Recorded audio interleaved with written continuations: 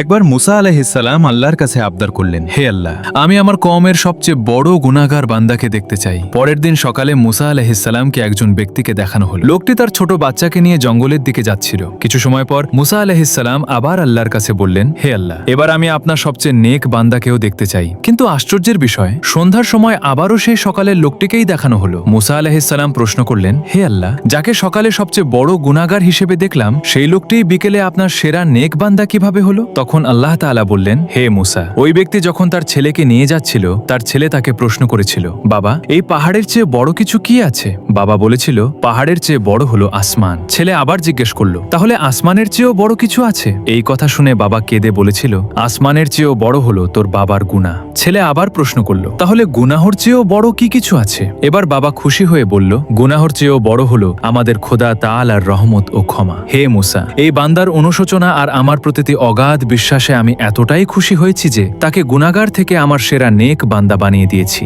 যদি এই ঘটনাটি আপনার হৃদয় স্পর্শ করে, তাহলে সবাই কমেন্টে একবার লিখুন সুবহানাল্লাহ।